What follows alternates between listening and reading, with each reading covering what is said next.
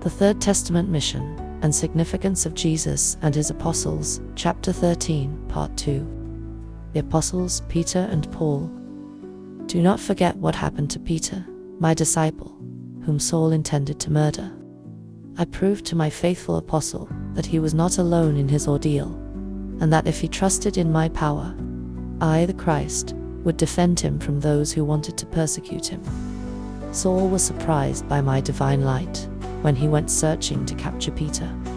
My light touched the deepest part of Saul's heart, and he knelt in my presence, conquered by my love and incapable of carrying out the mission that he intended against my apostle Peter.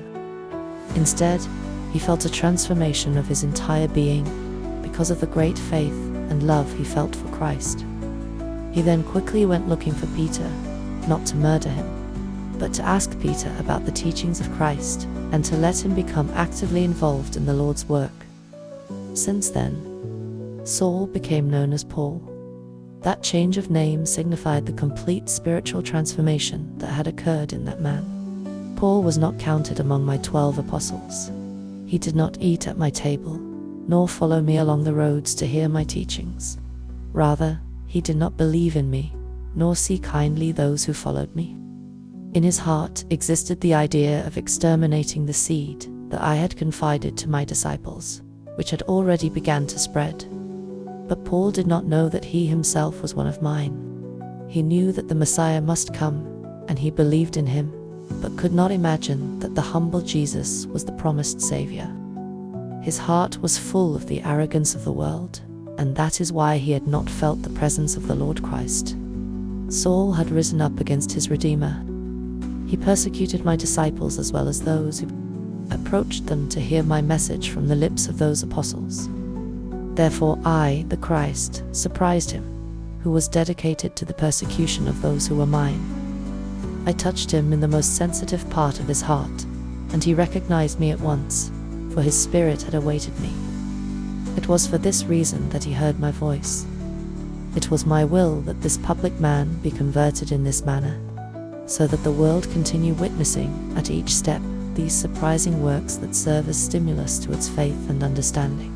Why cite, deed by deed, the life of the man who from that moment consecrated his life to loving his fellow men, inspired by love for his Master Christ and for his divine lessons?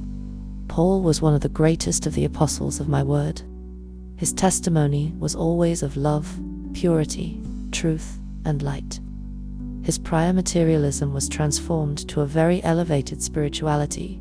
His hardness became infinite tenderness, and therefore was the persecutor of my apostles, made into the most diligent sewer of my word, the untiring traveler, who carried to various nations, districts, and towns the divine message of his Lord Christ, for whom he lived and for whom he offered his life.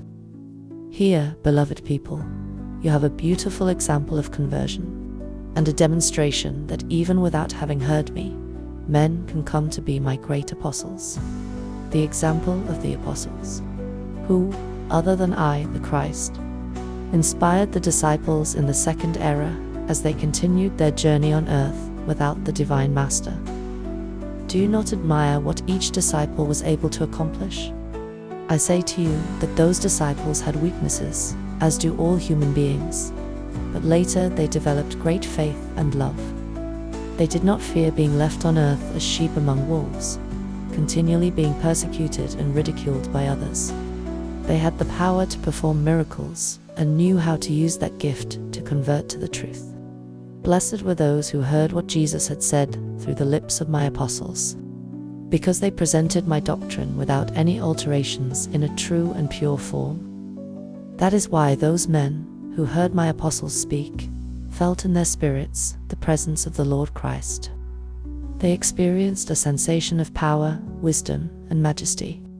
In them you have a worthy example, those poor and humble fishermen from Galilee, transformed by love into spiritual fishermen, moved people and empires with the word they had learned from Jesus.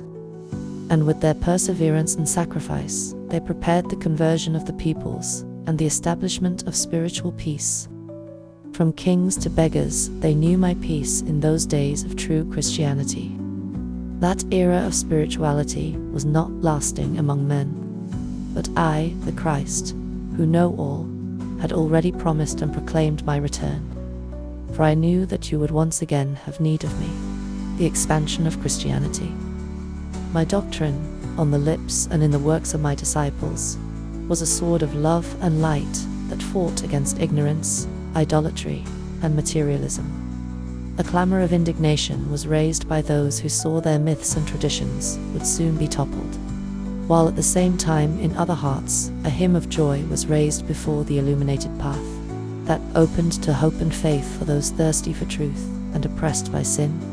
Those that denied the spiritual life were exasperated on hearing the revelations of the kingdom of heaven, while those who had sensed its existence and who hoped for justice and salvation gave thanks to the Father Shiloh for having sent his only daughter Christ to the world. The men who kept in their heart the blessed passion to love and serve their God with purity saw their path opened and their understanding illuminated upon penetrating my word, and felt relief in their spirits and hearts. The teachings of Christ, as the true spiritual bread, came to fill the immense vacuum that they bore, fulfilling all the hopes of their spirits with its perfection and its essence. A new era began, and a clearer road leading to eternity opened. What beautiful sentiments of spiritual elevation, of love and tenderness awoke them in those who were illuminated by faith to receive my word.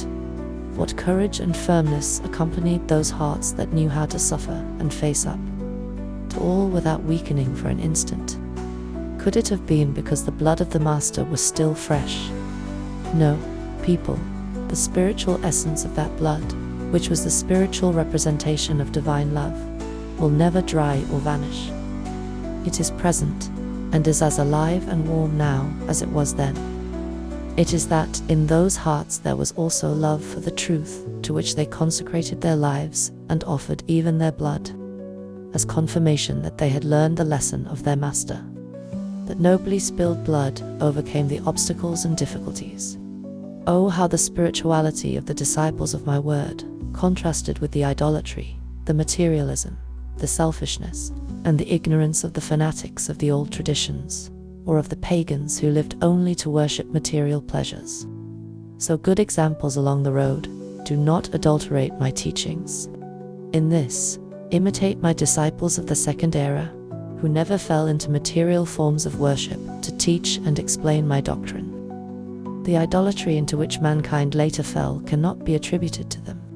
Their hands never erected altars, nor constructed palaces for spiritual worship, but bore the teaching of Christ to humanity, brought health to the sick, hope and consolation to the poor and miserable, and like their Master, showed the road of salvation to the lost. The Christian religion that you know in these times is not even a reflection of the doctrine that my apostles practiced and taught. Once again, I tell you that in those disciples you can find the perfect models of humility, love, charity, and elevation.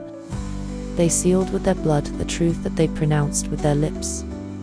Humanity will no longer ask you for blood to believe in your testimony, but they will ask you for truth. May peace be with you.